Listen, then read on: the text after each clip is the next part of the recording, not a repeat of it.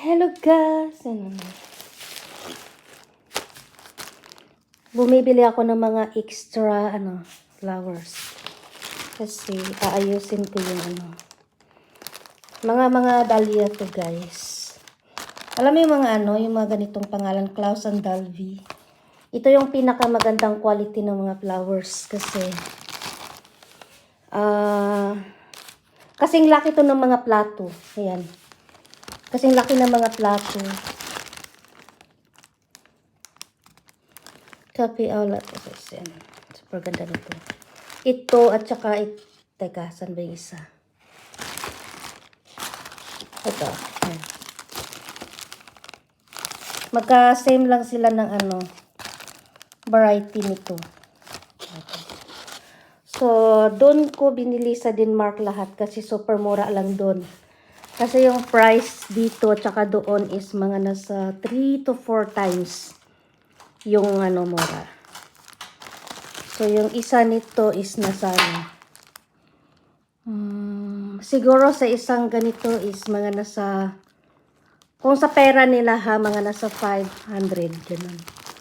500 to 600.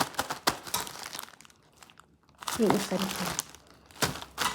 Tapos, may mga medyo naman mura. Siguro mga nasa 300 plus or 400.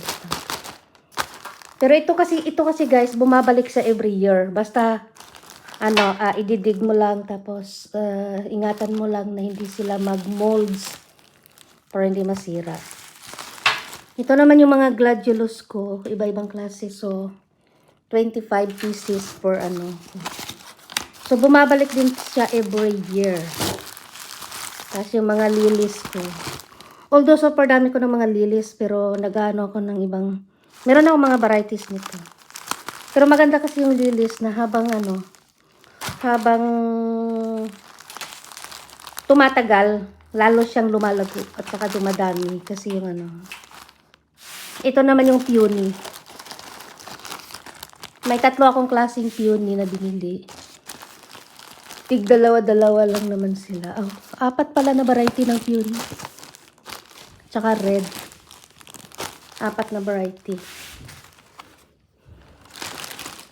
Ayan. So, meron na ako ng ganitong variety. Ito, tsaka ito. Kasi natuwa ako sa, sa peony kasi. To, mas malaki pa to sa plato. Oo. Mas malaki pa to sa plato. Kaya,